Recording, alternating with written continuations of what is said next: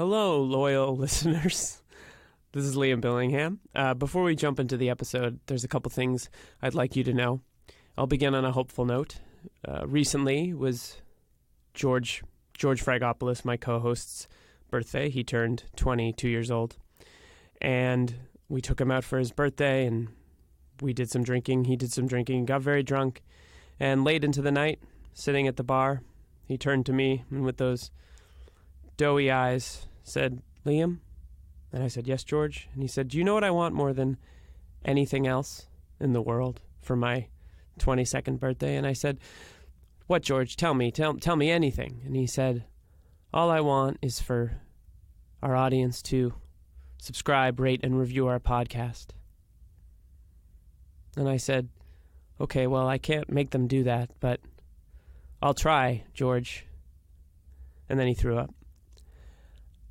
So, in order to help George, who's recovering from just a rough night, I ask you to please subscribe to the show if you haven't already. Rate the show 5 stars. Every star will help George recover quicker. And please review the show. Write us something nice. Say something nice. Say what you like about the show. We'd very much appreciate it. In addition to that, I'd like you to know that we're online. You can get in touch with us. We social media. Best way right now is Instagram. We're on Instagram, Oeuvre Busters. We're on Twitter, Oeuvre Busters. And finally, you can email us with, your complaints, threats, whatever you feel is necessary, reports of the wild inaccuracies we perpetrate in the show. You can email us at oeuvrebusters@gmail.com. Please get in touch. We'd love to hear from you. I'd love to hear from you. I can't speak to George, but he's in the bathroom right now, just clearing out. Finally, I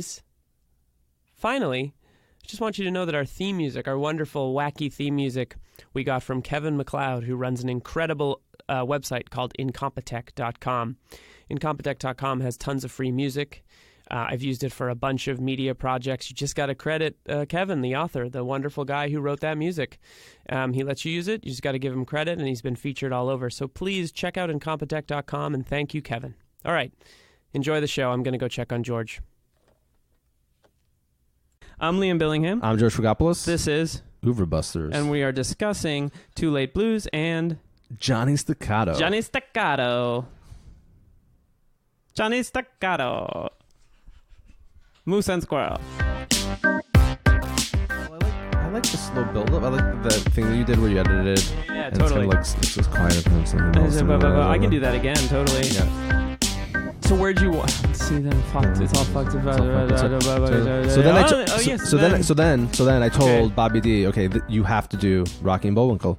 Really? Yeah. And he said, "Are you sure?" Did you get the script to Kenneth Lonergan? How did that get? Let's do that again. Yeah. So then I told Bobby D, I said, "Listen, Rocky and Bullwinkle, you got to do it." And did you call Kenny Lonergan after to be like, Kenny, you got to check out this De Niro babe? I told Bobby, it was just me and Bobby, just chilling out. We were just having dinner at Nobu. And I just told him, I was like, were you working there at that point, or was that you got to make this? So actually, I did intern at Tribeca Productions. Did I ever tell you this story? Yeah, you did. Yeah, and with Bobby D. With Bobby D. Did you ever meet Bobby D. Niro? In passing, once or twice. He was actually really nice. Was he? Really kind of intense. Once I did my Marty. No, you podcasting fans can't see my Robert De Niro impression. Oh, I was going to say Martin Scorsese. No, is Marty here? Marty. I was going to say Liam Billingham. Marty, come out. He's back. That's good. He survived the heart attack. He did, yeah. Which is good. I wanted to actually go back to that Peter Briskin book and actually try to find that story. Easy Writers, Raging Bulls. Right. We know our books about movies. Which we should also, I guess, reference every single episode. We have to. I think, is that in the last episode? Yeah. Well, I don't know if it made it after the edits. I don't know either. I'm still figuring that out. So, well, good job on convincing Bobby D, as you weirdly call him, Bobby D, to agree to be in Rocky and Bullwinkle. I find that pretty. It surprisingly didn't take a lot of convincing. I just said, "Here's this great script. You'll be talking to an animated moose and squirrel." And moose and squirrel. Exactly. Yeah. And what'd you think of that? That Natasha was it good? Or Boris? Boris and Natasha, right? That's Boris and Natasha. It was amazing. So, shit. I just realized that you think Matthew Rhys and Kerry Russell's characters and the Americans are actually based on Boris and Natasha. I haven't watched that show yet. You haven't? No. Oh, you're missing out. I'm sure I am. That's are a show that I don't think I'm going to hate. Intoxicantly good-looking, charismatic, and they make the show. I'm sure that's true. Okay, so why don't we get into the reason that we're here, which is... We're here for a reason? Marty! Are we supposed to be doing something? Marty's just angry at us. So we have a lot of ground to cover in this episode. We do, George. yeah. So I guess we should just get right into it. So we should get right into it. We should maybe. He says we 7 minutes into the recording. We should really get right into it. So previously on Oeuvre Busters, we talked about shadows, and the original plan was to talk about. You were going to talk about Too Late Blues, and I was going to talk about A Child Is Waiting, and then we abandoned that plan, and we decided instead of you watching one and me watching the other, we would both watch. Correct. Them because I don't know how effective. Because we have so much free fucking time on our hands. I don't know how effective it would have been to talk about the movie without the other one seeing. Correct. So I'm glad we just changed our plan. And then you don't had change your plan. Oh, I love it when you serenade me. Ben Folds, ladies and gentlemen. Is he still around, right? Yeah, he's rocking the suburbs. Yeah. Suburbs. I thought you were going to say Subway. That's how a robot who's not from the suburbs but is like from Mars. Hello, I am from Kevin. I am from the suburbs. Suburbs. Suburbs. And then just kind of melts because he can't pronounce the word. He keeps trying to say suburbs. And then you also had the brilliant idea that we should watch an episode of Johnny Staccato. Johnny Staccato. We're going to talk about Johnny Staccato, and we're going to talk about Too Late Blues. After John Cassavetes completed Shadows, or decided to reshoot, he was real broke, and he had to make money to finish Shadows. So he took on the starring role in a TV show called Johnny Staccato. Johnny Staccato. Which is an amazing name for which I watched the first detective. 17 minutes of the pilot, and which was called The Naked Truth. The Naked Truth. And George watched all 23 minutes of the pilot. George, what happened? So what was the last thing you remember seeing? Well, no, before we go there, who is Johnny Staccato? Who's Johnny Staccato? So Johnny Staccato, and I took a couple of notes about this too because there's some amazing noir-esque dialogue. By the way, which version did you see? Did you see the one with the voiceover or without? Oh, with the voiceover. Oh, okay, yeah. Because is this some Blade Runner shit going on with this thing? That's actually. Thank you for ruining my joke, Liam. God, fucking ruined my joke. I was going to say because in my version you find out that Johnny Staccato is actually a replicant at the end, and there's no voiceover. Was there really no voiceover in the version you watched? No, I'm kidding. And then I was going to make a joke about Johnny Staccato 2049, which we're going to have to wait 30 years to see. But anyway, so Johnny Staccato is a... Silence on my end. That's me just tossing my phone. He's a part-time jazz musician. We've had coffee, so we're a little jacked up. So he's a part-time jazz musician at Waldo's. And he can't pay the bills, so he has to be a private eye on the side. But which, for a minute, did you think he was just a cop? Like a beat cop? Like a cop? Not a beat cop, but a detective cop? No, I just thought he was a PI. Do you like that we're really hitting our P's? Because they're really going to have to fix this after the fact. Yeah, he's a cop who's also a jazz pianist. Yeah, or maybe his talent is an octave lower than his ambition, which is an actual fucking line. Yeah, he says, because my talent was an octave lower than my ambition, I had to pay the bills somehow else. So the first episode sort of follows him. It's very sketchily defined. A music producer's client is being blackmailed by country music. Yeah. Is being blackmailed by a tattler, like a rag. Correct. And Johnny, isn't the magazine called The Naked Truth? I believe so. The Naked Truth, which is the name of the episode. And Johnny Staccato has to stop Templar from blackmailing this guy. Yeah. That's kind of the whole thing. And you get the impression that it's he's paying him off because he had some sort of affair. The musician did, and he doesn't want his wife to find out, so he's paying this guy Templar to not give the dirt on him. But it's amazing too because like the intro is kind of like Cassavetes playing on the piano for a couple of seconds and clearly not playing the piano. So like within 3 seconds of this episode starting, Johnny Staccato gets up from the piano, goes and sits at a table, makes a phone call, has a woman throw herself at him. He pushes her off, and then he's like into the night to solve crime. My second note here is is this the opening? He is getting mauled by this woman. Yeah, this woman attacks him. Which brings up from the very, very beginning of this, it's very clear to me that this is not a passion project for John Cassavetes. He did it to pay the bills. He had no money left, and Gina Rowlands was pregnant. and they like barely could get by, and he was borrowing money. So he agreed to do this Johnny Staccato, which is why we watch it. And I didn't see the whole episode, but I do think from a very, very early... It's interesting to look at this and go like... It's not that he's phoning it in at all. Definitely he's not. actually quite well cast in the part. I feel like there's people that are like, he took these roles begrudgingly, but it's clearly the man had to pay bills, so what's the big deal? But it feels very much from the beginning not a John Cassavetes dream project. Well, he's also, which again, I guess we'll be talking about more later, obviously, like especially during the Husbands episode. He is an incredible actor. Amazing actor. And yes, he's definitely not mailing it in. He's good. He's kind of good. Not mailing it in? He's not mailing it in. I think it's phoning it in. No, I think it's called mailing. I think it's mailing it in. I think it's no, phoning. it's phoning it in. Yeah. Yeah. He certainly didn't mail his performance via post. It was, yeah. Hey guys, this performance not mailed in. Not mailed in at all. But it's also a very hard-boiled kind of. Totally. Thing. Like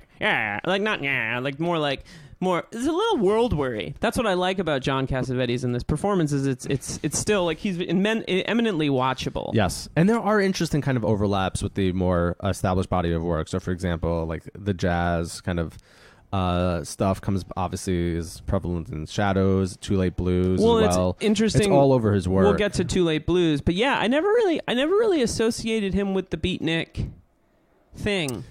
Or the late 50s, early 60s kind of like thing. Yeah, I don't know. I've never positioned him that way, which obviously is me and not John Cassavetes. Yeah, I mean a lot of those authors though did kind of present themselves in certain kind of traditionally masculinist ways. Right. I'm thinking like Kerouac in particular. Mm-hmm. Even though obviously they're kind of interesting kind of like homosociality things happening with the Beats as well, and obviously Ginsberg was anything but straight. But there are what? This is a spoiler alert. No. But there are interesting ways, yes, that this kind of, I think, John Cassavetes is certainly not like a beatnik, but he lived in that kind of like space. One of the things that makes it clear to me that it's not a Cassavetes kind of passion project or a Cassavetes project, and I would actually be curious to see the episodes he directed later to see if they'd be any different, but I'm not watching 27 episodes of Johnny Staccato. The women are in love with him, oh my God, flirting with him, or like dancing in the background of shots. So there's not a single woman who's a character. I put a note down here that he's kind of like Tom Cruise's character in Eyes Wide Shut, that all the women are kind of giving him fuck eyes. Yeah, like the secretary. The secretary, and it's hilarious too. I wrote this down. He walks into the office and he's like, "The decor improved, and I don't mean the wallpaper." And then watching it, you're like, and cut to a pretty secretary. So this is Templar's secretary, wearing like English teacher glasses, right? And then she takes them off and like puts them in her mouth. And she's like, "You don't even know my name." And she clearly wants, of course, she wants him. Yeah, it's ridiculous. And then she's like, "Oh, Mr. Templar's busy." He's like, "Oh, I think he'll make time to see me or whatever." And she's like, "Yeah, you're right. You're right." But the amazing thing is then they go into his office and he's fencing. He's fucking fencing in his office. Which you texted me like there's a fencing scene in this. And so I was like eating popcorn waiting for this fencing scene to come up. And it's like right there in the first like 10 or 15 minutes. It's 5 minutes in. But then I thought to myself also, is this just kind of what kind of like people who publish like scandalous rags do? Like is this like what Rupert Murdoch does during his like lunch breaks? He's like, I'm going to fence. I think Rupert Murdoch's probably too old for exercise. Yeah, but what about... He actually calls it Rupert size. It's really weird. What about... Is he too old for eating babies and human flesh? Or no, he does that. That's probably what keeps him young, right? Yeah, I think so. But I just like the idea... like the witch. Like the idea that like Rupert Murdoch's like, well, between me helping to destroy the world, make it an awful place, let me get some fencing. Yeah, I gotta get my fencing in. Yeah, of course. I killed all the small rabbits that I keep in the back for killing. So then Johnny Staccato clearly lets Templar know that he knows... I'm on to you, Templar. Yeah, I'm on to you. Like, should we do a dramatic rereading of the script of this? Well, I happen to have the script right here. Oh my God, where'd you get that? Yeah. I saw this episode like 15, 20 times. And I just kind of so this was actually like sort of review for you. You were like, oh yeah, we could watch Johnny Staccato. I've never heard of it before, but that's a weird name. I would watch that. But I think I already said I had a great time watching this. So then, just to quickly go through the plot. So then, Johnny leaves the office, and then Templar tells his henchman, like, "Hey, deal with this." And then there's the then they go. sauna scene. So Staccato goes to speak with this musician who's being being blackmailed by Templar. I believe it's black phoned. Is that what it's called? Black phone. I think Yeah. it's black phone. That's right. Mailing it Some in. people call it blackmailed, but mailing it in. George likes to call it black. Previously on Jokes. Don't look at me like that. Sorry. And they go to shame in my eyes. So this musician is at Grand Central Racket Club or something. Which does that still exist? I don't know. Did it ever exist? I was really happy about before. Also, there was that shot of like the Queensboro Bridge, and I was like, "Is that the Queensboro Bridge?" I love that. Yeah, and it's really nice to see New York then in the 50s. Exactly. Shot in New York. I wonder if the locations were L.A. I don't know, but because I think he lived in L.A. at that point. But I'm not sure. Anyway, so they go to the Grand City gym club place, and the guy's working out, and he's like, "Let's talk in the steam room." And they go into the steam room, and a great amount of labor is placed upon the place that Johnny Staccato is sitting, and this musician is sitting. And as they're sitting talking about the blackmail, Templar's henchman comes in, and they both ask for water. Yes, and they don't realize that it's... the henchman. Oh, right, because he was also wearing a mask in the office. And also it's steamy. It's a steam room. Steamy. It's a very steamy steam room. Templar's henchman goes along with he thinks that I'm like the towel boy, and goes to get them water, and they switch seats because John Cassavetes is too hot, and the musician needs to clear out his vocal cords, and by switching seats is then murdered by the henchman who comes in with a knife. I thought he was murdered too, but if you watch till the end, he actually makes it out alive. Okay, so I missed the last 5 minutes. Which you don't. Spoiler alert. Yeah, sorry for all of you who are eagerly watching the episode even as we speak. Yeah, it's like this is a commentary track. So then, and then like I thought the plot twist was going to be like, oh, Johnny's like blamed for the stabbing, but he's not, because he talks to like his cop friend Bill Novak. I think it kind of gets the whole thing. I kind of had to be reminded, like, oh, he would have been the one killed because the target is not the musician but Johnny Staccato himself. So, he doesn't seem very broken up about the fact that he was responsible for this. Yeah, but then again, he's a hard-boiled cop. He is the PI. Please, fine. All those PIs on Twitter are going to let us have it. We're so mad. We're not cops. We're PIs. I generally love PI stuff. Yeah, I love Dashiell Hammett. Big fan of Michael Chabon's book Yiddish Policemen. Have you read that one? I've not. It's great. Is that the one that takes place in Alaska? Mm-hmm, Sitka, Alaska. And it's all technically in Yiddish, but it's in English. There's a Yiddish guide in the back. It's cool.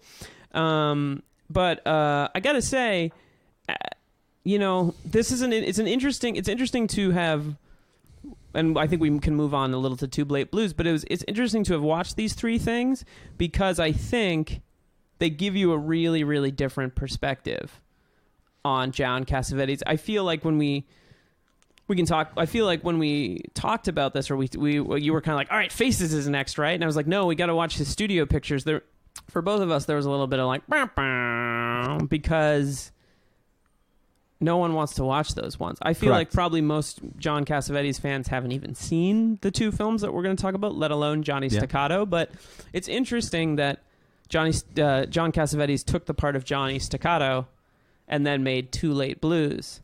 Johnny Staccato is a show about a failed musician, jazz pianist, and Too Late Blues is also sort of about a failed. Well, I guess not. Also, yeah, no, it is. He's a failed musician. Failed musician named John, but nicknamed Ghost. Ghost, that's right.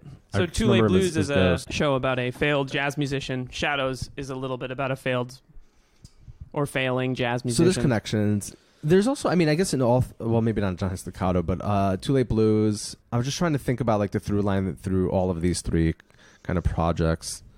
And they don't really they're not all totally connected. Too Late Blues does feel more traditionally Cassavetes-esque. It does. So it's about a jazz musician who, like, very much committed to the art of the whole thing. Doesn't want to be told by session producers what to play. He doesn't want to sell out for money. He wants to play country fairs, those kinds, or like parks, and things like that. And he has a band. And there's an opening sequence where they're playing a school. Yeah, there's no. I forgot that first shot is amazing. The first shot is a little boy. He's black, watching, just staring at something. We don't know what he's staring at, but we hear jazz music, and then it cuts to some other kids watching, and then it cuts to this band led by Ghost, played by Bobby Darin, playing their heart out for these kids. Right, and then the one kid steals the guy's saxophone, runs away with it. Yes. And that's how that scene ends, and then it cuts to them. It's an interesting opening. I don't really know what it's for, except maybe to tell us who these guys are. Right. I mean, I think it's supposed to kind of set up the fact that later on that one character in particular kind of is like, what the fuck are we doing? We're not getting paid for anything. We're just kind of like struggling musicians. That's a good point. And whereas Ghost is kind of like, no, we're doing it for the love of the music, for the love of the songs. Because again, later on, that one character, I forget what his name was, but anyway, that one character says specifically like, oh, what are we doing? We keep playing schools and parks. Also in A Child Is Waiting. That's right. He's got one scene. Cop. He's a great actor. But so you see these guys, they're playing sort of non-traditional, non-money making gigs, and in the very next scene, they go to a pool hall. That's right. Run by perhaps, and this is perhaps the greatest characterization of Greek American life. Not perhaps the greatest characterization. They go to a pool hall that they seem to hang out at. They're carousers, they're drinkers, and it's run by Nick Boubalinas. Nick, good old Nick. This was interesting for me because I don't, in addition to never associating John Cassavetes with Greek America, beatnikness, beatnik, the beats, and that era. I'd never thought about John Cassavetes as Greek American, first generation, I think, right? Yeah, it's all over this film too, because there are definitely like white ethnic characters, like the fact, for example, that I think his name's Tom, the guy who they fight later on, is specifically referred to as being like Irish. I believe Jess has a like Polish sounding last name. Isn't her name? What's that character's name? Jess. It's Polish. She's Polish. It's like Presbeluski or something. Right. Well, no, that's the name of the cop from The Wire. Yeah, but there is an ethnic, for lack of a better word, there is a sort of like first generation. These characters, well, especially obviously Nick, but these characters a lot of them are definitely coded as like white ethnics, and I see that as like Cassavetes kind of like. Working through that part of his identity. I mean, you also see it kind of like in Johnny Staccato, obviously, also. Johnny Staccato. But there's the henchman is coded as being possibly white ethnic. He might pass as like Latino. I think also, I forget, his name is mentioned, and he might actually have like an Italian name. So that's true. That stuff is all over. I wouldn't say all over all of Cassavetes, but it's definitely all over this film. But I think specifically speaking about, I don't know much about his but just the thing that's interesting about Nick Boubalinas is that he's a very, very, I mean, he's just a caricature. He's a character, yeah. He's a caricature, and it's not great. No, it's not great. It's funny from a standpoint of like 1958 ha-has. Like, it's a good goof. Yeah. I mean, one can do a really interesting psychoanalytic reading of that character relationship. Well, there's like a part in the movie where I think I wrote it down where it's like I wrote it down somewhere. Anyway, I can't. I wrote down toxic masculinity ! Well, it's all over this film. But he says something like Ozu, like I'll get you some Ozu. We play the bouzouki, and it's like wow, he's really covering all the sort of Greek tropes. He hits all the right notes or wrong notes. Right. In his characterization. It's very. It's very, I don't know. I tried to read it perhaps in a sympathetic way, of like Cassavetes trying to present like Greek America on the screen in some kind of form or another. It's also interesting to think about that. Like maybe he really wanted to represent Greek life, but this is also a movie where he's quoted as saying he wanted 6 months to make it and he got 30 days. Well, I did not know that. Yeah, I think he really wanted to make a art film. He also co-wrote the script. He co-wrote the script before I think he even had a deal for it. And I read somewhere online too, this is not me, but that obviously, which maybe you also mentioned already, but the film obviously also can be read as a metaphor for his struggles within the studio system. It's like a confessional manifesto, I believe. Yeah, like so these two films, Too Late Blues and A Child Is Waiting, and Johnny Staccato by extension, are all like his experiences making studio product, which, he continued to do, albeit not as a director, but as a actor, Dirty Dozen. Which we will do. Oh, sorry. I mean, we're not doing an episode about that. No, we're not going to do like a bonus. No, that'd be stupid. And Rosemary's Baby and all these other movies that he was in.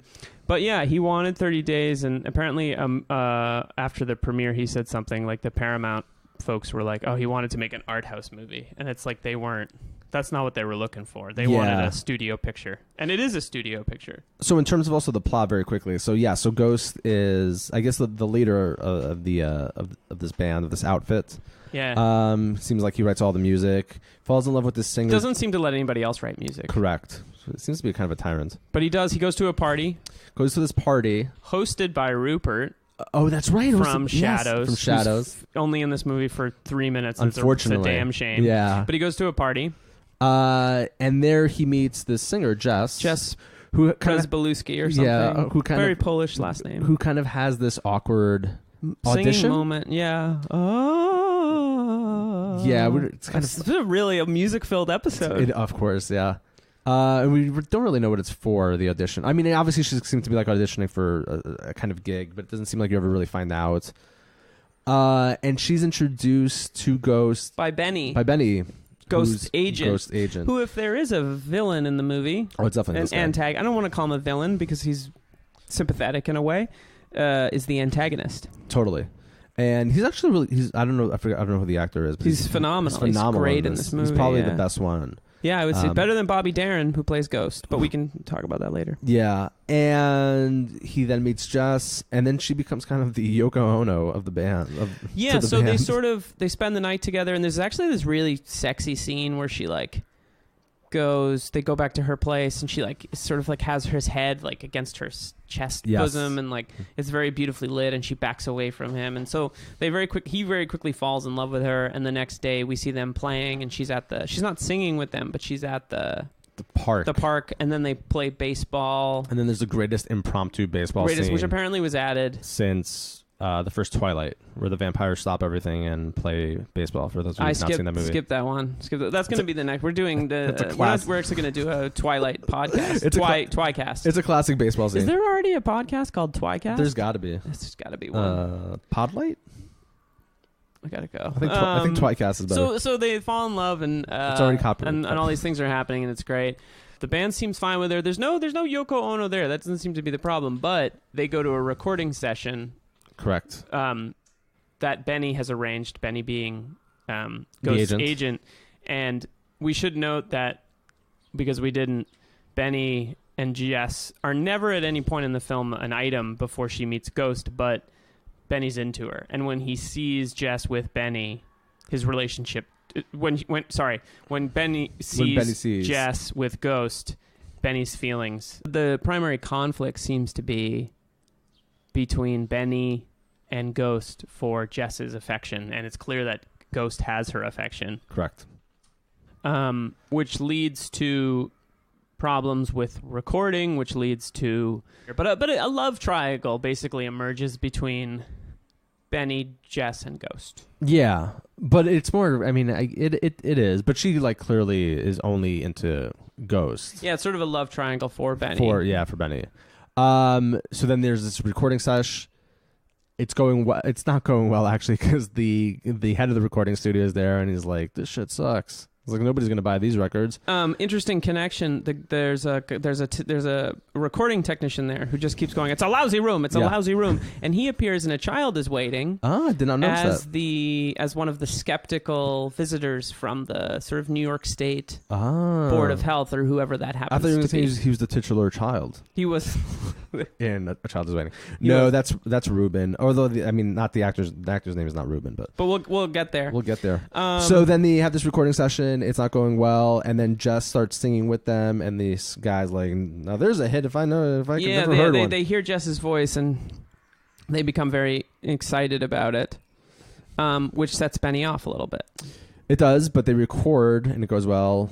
Right. And they go to celebrate. They get a deal. That's right. So they go to Nick's. Of course. Nick Babolinas. Hello, I'm Nick Babolinas. Nick is back. Nick's back. Too Late Blues 2. Nick's back.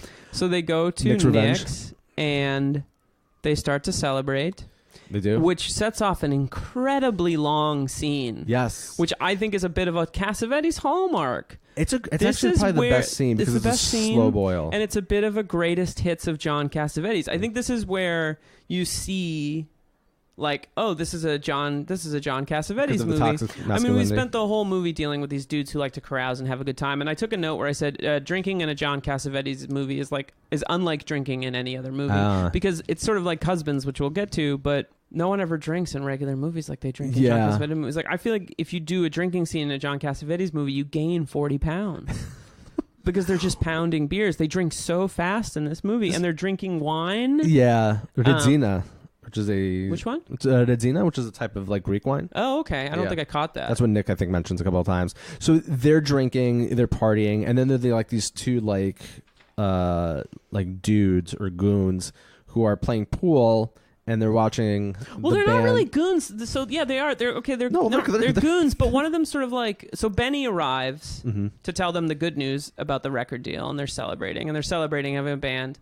But Benny is turned off by the fact that Jess is dancing with all the guys in the band and the band, and so he sort of goes off into the corner to sulk.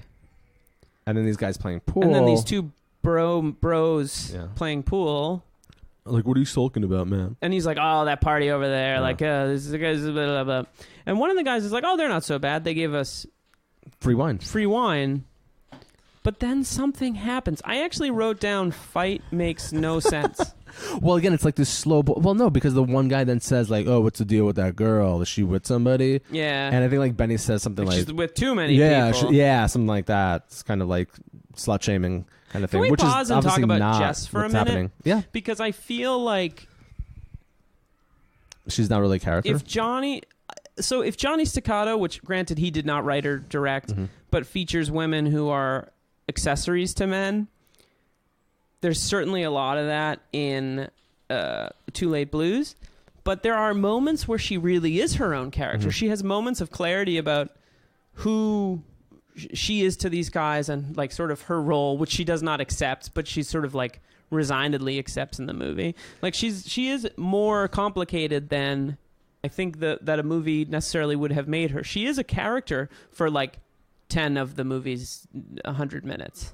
Yes, but she's also like only there to kind of really be a foil to him. She's a bit of a plot device. Wait, sorry. By the way, speaking of accessories or like Cassavetes treating women as accessories, did you see that moment in Johnny Staccato where it cuts the Templar's apartment? Yeah, and the there's woman's a woman like just dancing. She's just dancing. It's absurd. And like that's there's a little bit of that in Too Late Blues, but I do again a big distinction even between a Cassavetes project and probably something he was working on is that like, well, A, women talk, which they barely do in Johnny Staccato, but two, like she has a little bit of agency and she has a lot of agency in the fights. Well, but again, she just turns into this like literally like this fallen whore. Yeah. And Ghost has to save her from. So we're jumping ahead a little bit, but yeah, this is kind of probably the moment in the film where everything shifts because one of these goons gets drunk.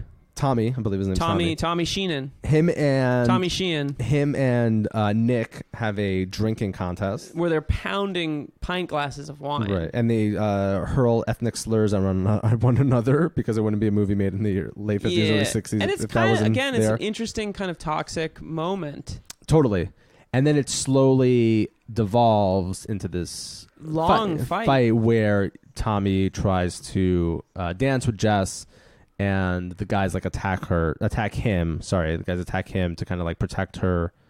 And because he's him and his friend. He's dangerous. This guy. Yeah. And at a certain point, he pushes. He punches or pushes Ghost, and Ghost falls to the ground and does not get back up. Correct. Right at her feet. And this is like a huge, like, oh my God, this is a moment of shame for Ghost because he's been emasculated. Yeah, but this is also, by the way, the point in the film where I thought like, oh my God, I don't like Bobby Darin in this because I felt so stiff. The character at this moment should be going through all of these really like intense emotions and should be, I don't know. And I just felt like he just couldn't pull it off. He was fine for me, but I see what you're saying. I don't think you're wrong. Yeah. And I was like, oh man, like he's not doing it for me. So then he's emasculated. He feels kind of ashamed It's not even so much that Jess rejects him because she tries to take care of him, and he's like, no, get away from me. It's also a nice moment. You know, we talked about how in the last episode, there's never a moment in the movie where anyone says to, who's the guy in Shadows who's dating Lelia? What's his name? Tony? Tony. No one ever says, like, you're a racist, Tony. Oh, yeah, and yeah. And, like, it's well developed. And the same thing in Too Late Blues. There's no moment where Bobby Darin playing Ghost talks about his humiliation. It just kind of happens. And to Cassavetes' credit, he lets that moment play. Mm-hmm. Right. And it works because you get on the wavelength with it. It's like a nice visual moment in a time when I feel like movies are very like, let me just talk about how I feel. Correct. Yeah, it's not too heavy-handed. By the way, there's also a great line in this bar scene where I think one of the hooligans asks Benny, like, oh, aren't you one of them? And he says, no, I work for a living. Bada bing. Oh, that's right. That's right. Anyway, who says that? Benny says it.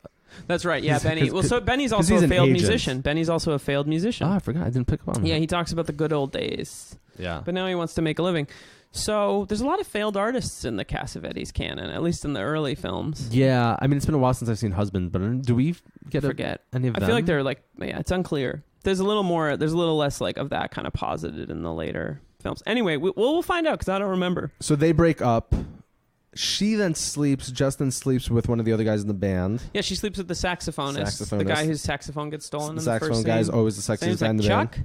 No, I'm making that up. David? Peter. David. They're all named after apostles. It's a Jesus story. It's a very biblical. John Cassavetes. John JC. Jesus Christ. We're not the only ones that make that connection. Are we not? I don't know. Get at me, Richard Brody.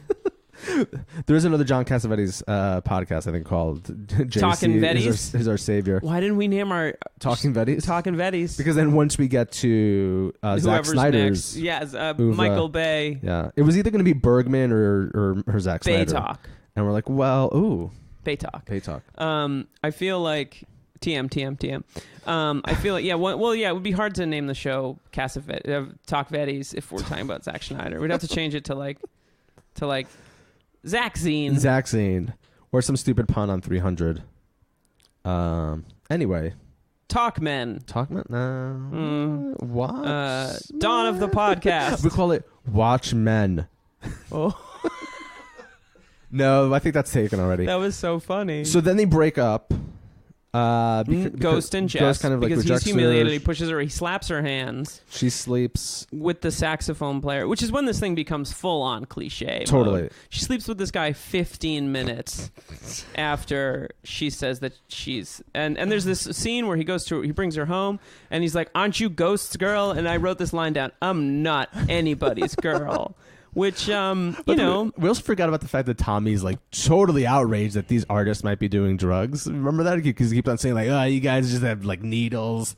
It's oh, like, that's right. That's right. You're just drinking. They get very insulted by the fact that the goon that gets into the fight with them like talks about their drug habits. Right. Which we don't. They seem pretty clean cut. They seem to like to drink and carouse, but we never see them like shooting smack. I was disappointed though, although it's not totally surprising. Also, for a studio film, that all, of course, like the jazz musicians in this film are white as well. Everyone, yeah, it's it's weird. It's very white. It's a very white movie, especially after Shadows. Right, which is why I was kind of like surprised about it. Yeah, there's no, but then again, it's 1950s, a studio film, as you said. So Jess sleeps with the saxophone player. And Ghost shows up drunkenly at her apartment. And though he does not ever see the saxophone player, she's like, I'm with somebody. There's somebody in here, and throws him out. And the next day, they go to the recording studio. The band goes. Ghost is not there. Ghost up. is late. And Jess isn't there either. No. There's another there's some singer. other like contract singer, sort of like a ringer. Yeah, and they're like, oh, let's record with her. Right. And Ghost shows up. And he's like, we're not doing this. We're not doing it. And that's when he loses his shit and starts yelling at his band members. Gets and into a fight with his band members. You guys have like no talent. You guys are hacks. You guys are no talent ass clowns. Yeah. That's actually, interestingly, the origin of the expression no talent ass clowns is from Too Late Blues. Yeah. Which was the original title. No talent ass clowns. No talent ass clowns, yeah. Yeah. Which is actually No Country for Ass original Clowns. name of our podcast. No talent ass clowns. I thought it was going to be No Country for Ass Clowns. No ass clown country. We didn't mention one of the members of one of the members of Ghost's band is Seymour Cassel, making his debut as a John Cassavetes player, and would show up in many, many more John Cassavetes movies. Not the... He's the bass player. Bass player, right. So we'll see him again in Classic. several other John Cassavetes pictures. So then Ghost, breaks up the band because again he's the principal songwriter. And then Benny's kind of like, you're a mess and I don't like you anymore, but I'm gonna get you a gig boning a countess. So let me rephrase that. I'm gonna get you a. You're not far from the truth. Yeah, I'm gonna get you a gig boning a countess and playing in a jazz club for really good money. And then it cuts forward like in a year. Time? I believe a year exactly. And he's doing exactly. He's boning a countess played by Marilyn Clark, who later shows up and as a child is waiting as a secretary. And this is also. It's funny because you're watching this Cassavetes film and you're like, oh, great. Yes, okay, there is kind of a misogyny all over this film. Yeah. But there hasn't been any violence against women so far until the last 15 or 20 minutes Ghost of this movie, because smacks this woman. We see Ghost playing jazz in a club. No one really cares about his just doing it for playing. He's doing it for the money. He goes off stage. It took me a few minutes to realize that this indeed was the Countess. I was kind of like, who's this lady? Oh. I didn't really realize it was... She's funding him, essentially. She's paying for sex and music. The patron. She's a patron. She's a little bit older than him. They get into a bit of a fight, and he slaps her. Yeah. In the face. He also says something fucked up. I forgot exactly what it is. Well, maybe I shouldn't have brought it up since I forgot what it is. But he says something awful to her, and then he smacks her. And then Benny shows up with new talent or something. And he's there's new talent. And I also want to pause here because I haven't been looking at my notes too much. But I wrote down no idea if he's good or not. Is that about Benny? And I think that's what that is about. I am never convinced anywhere in this movie that Bobby Darin knows anything about jazz piano. Like, it's one of those movies where they're like, everyone's like, he's a genius. You mean he's Ghost? A visionary. Or... Ghost, not Bobby Darin, of course. But there's no point where I was not alive in 1957 when this movie came out. You weren't? 1960, whenever it was. But I'm never like sold on Ghost as a character. And it's interesting to watch that through this way we watch things now, because like for years and years and years it's always been like the white guy is good at everything, but there's no point in this movie where I really believe that I'm seeing this like actually talented but I would say that's a failure of him as an actor. Probably. It's also a failure of a screenplay. There's no scene where we really see him like noodling and we're like, yeah, or like conducting the band and kind of saying, you do this, I'll do that. So he's just kind of a sad gigolo at that point in the film. And Benny shows up with some new talent, and I think Ghost loses his gig, right? He loses the gig? Does he lose? I don't remember if he loses the gig. He certainly loses his shit. He gets upset. He leaves, and then now I'm trying to remember how it is that he goes back and he finds Jess. I believe he goes back to the bar. He goes to Nick's. No, not Nick. Oh, yes, he does go to Nick's. He goes to Nick's and orders a drink and has approximately a sip of it. Right. And Nick tells him that his band has become a session band at a club somewhere else. So he goes to that club and sees them playing. And for a minute, I was like, oh, this movie is a bromance. Like, he's going to reconcile with the band before he reconciles with Jess. But what ends up happening is he has a conversation with a saxophone player who has had sex with Jess. And this is where the movie's like sexism really shines, because turns it up a notch. Because Bobby Darin is like, where's Jess? Did you marry her? And the saxophone player's like, nah, man, she's crazy, man. She's crazy. Well, doesn't he also say something about like settling down? He's like, I'm a musician. I'm not going to settle down, blah, blah, blah, blah, blah. And it's just like, it's basically a scene that's like, listen, dude, bitch be crazy. I don't see her anymore. But he does tell her that she's at Reno's, which is a bar from earlier in the film with an insane bartender named Reno. And who's just prone and just screaming fits. Jess is a bit of a polite society lady, and I think and Bobby Darin, Ghost, takes her to this bar Reno's, which is kind of like divey. It's kind of like, beer and paper cups kind of spot. Well, the reason Reno loses his shit earlier in the film is because a woman in the bar says to her date, I never come here. Yeah, I never come here. Very insecure dive bar owner. And he just like loses his mind. Starts yelling at this woman. But this is where Jess hangs out all the time. This is apparently where Jess hangs out. So Ghost goes to this bar, and not only is Jess there, but she's clearly a prostitute. She's prostituting herself, and in this particular scene, she's being sort of like convinced to have another drink by these two older gentlemen, and Correct. the camera is like all up in their face, and there's some high key lighting, and it's very creepy. They're a little predatory. And this is also where Cassavetes' unique take on masculinity comes through, because it's in Ghost beating the shit out of these men, or at least fighting these men. Yeah, so Ghost attacks these guys. Yeah. And the camera suddenly is handheld for maybe the first time in the movie and slightly out of focus. Yeah. And it's a really jarring cut. It's very jarring. It doesn't... I guess it does what it sets out to do, but it's very smooth. It's not very smooth. We spoke about it over text. It doesn't kind of work. I don't think it works very well. Yeah. But I also think that... Don't you get it, dude? You're in his mind. It's subjective. Yes, Richard Brody on the New Yorker website points it out as a subjective camera move, which I see what he's saying.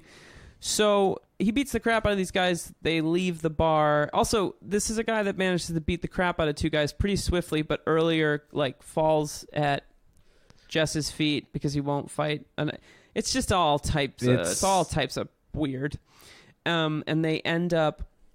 You sort of think they reconcile, right? And then she runs off into the bathroom and attempts to kill herself rather than leave with him. Correct.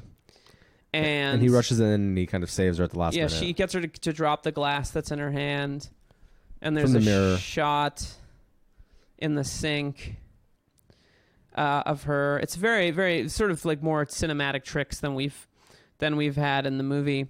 And then he drags her back to the other bar where the rest of the band is playing. Yeah, where they're doing a set.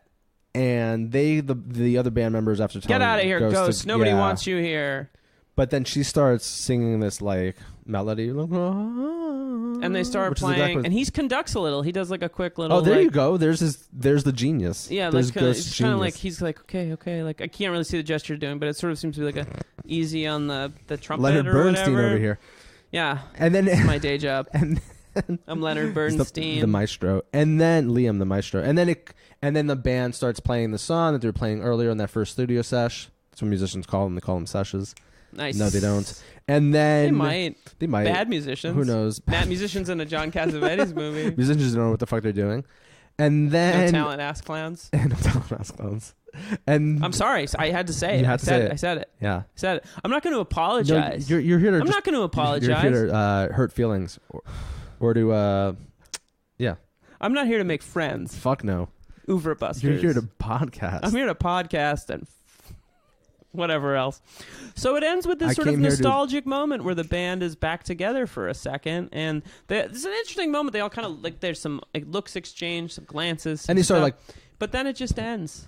Except there is a reference to the title. Oh, that's right, because the drummer is basically like, "You're too late. You're too late. You're too late." Blues, and then he says, "No, that's not his name. It's Ghost." Oh yeah, you're too late, Ghost. It's weird that he didn't know his name for the whole movie. Well, he hasn't seen him for a year. But so it seems to be that the title of the film is referenced in this final moment, like Ghost. It's too little, too late. The band's never going to get back together. Kind of reconciled. They kind of do, but to the movie's credit, there's a little bit of ambiguity in this final moment. There's also, I mean, obviously we'll get to it, but there's also ambiguity at the very end of A Child Is Waiting as well. I mean, maybe not total ambiguity. Before we move on to ACIW, which is what I like. It's part of the JC EU, which is the John Cassavetes Extended Universe. I was hoping you'd say the JCVD universe. But it's another amazing, famous JC. John Cassavetes Video Diary. Ooh, what? Thank you. Very, very fast. By the way, we forgot to mention that the fucking subway system in Johnny Staccato is called the IRT. It is called the IRT. Like, I decided to invest in the IRT, and then it cuts to him on the subway. The funny thing about that subway car is it's probably the same one that's still running. Well, it's also really hashtag not Cuomo 2020. Yes. Yeah, this podcast just got political. Damn what are you going to do about it? Yeah. Andrew. Come at me, bro. Come at me, bro. Come at me, bro. Cynthia Nixon. What? Unfortunately, she didn't win. Anyway. Wait, what? Was there an election? We're recording this after the election. The primary. Everything is terrible. That scene filled me with rage, too, because, like, what's the best way to get to Midtown? You just jump on the IRT. I was like, no, it's not. No, it's not. Just fucking walk. Yeah, at this point, just walk. Just walk, dude. You know Johnny, what are you doing? Yeah, Johnny. Johnny was like, after 3 or 4 delays and transferring 2 or 3 times, it was too late. He had gotten to the musician. It turned out that the F train was running on a local track, even though it was a Tuesday at 9 a.m. The sign kept blinking 15 minutes, but it never came. So I was murdered because I couldn't get away from my head. It was a 15-minute episode. Oh my God. It turns into like a Tom Stoppard play where Johnny Staccato is just sitting on the platform just waiting for this F train to come. So let me ask you. Please do. If you're I've already derailed this podcast. Oh. I'm going to drop the mic and walk away. George. He's already on the mic. George is in the bedroom with Marty. I don't know what's going on in there. He's fine. What? Marty's fine. Hello. He's a little sad. Why? Eyebrows? No, because we made fun of him.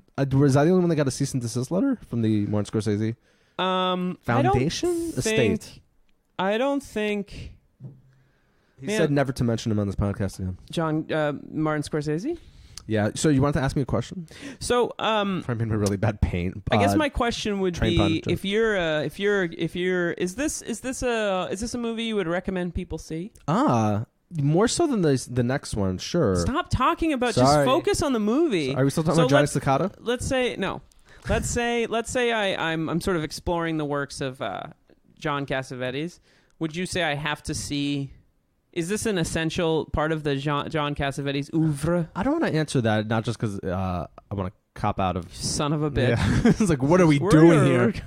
We have fans, okay. George. Yeah, George, people are... They want to hear what we have to say. People are clamoring. About this 50-year-old film. No, yeah, watch it. I think it's worth watching. I think there's a lot to it that's good. Or you could just watch 3 or 4 episodes of Johnny Staccato. More than that, because those are only about 20 minutes each. They won't be able to see it, but can I show you my Johnny Staccato tattoo? Yeah, let me see it.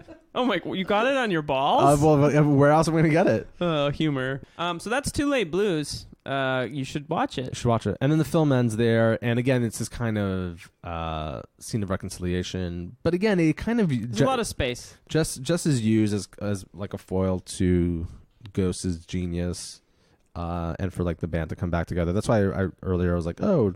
She's like their Yoko Ono, because that's true. She's kind of indirectly blamed for them breaking up, or at least I think that's what you're supposed to get from watching the film. I don't think you're supposed to. I don't know. Were you watching the film? Did you think, oh, Ghost is just a piece of shit? Like he's the one to blame? I did actually write down, I hate Ghost. That's my third to last note. Well, he's not a very sympathetic character. No, he's not sympathetic. The most sympathetic character is probably Jess, and I think the movie knows that. Correct, but it still doesn't make her a fully realized.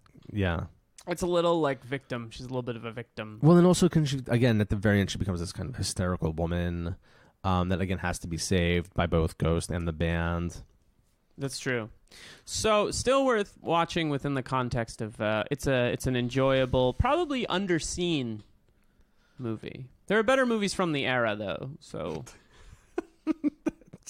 true. There are better movies. Raves Liam Billingham. A lot of people that love that show are very like, the Ozymandias episode, brah.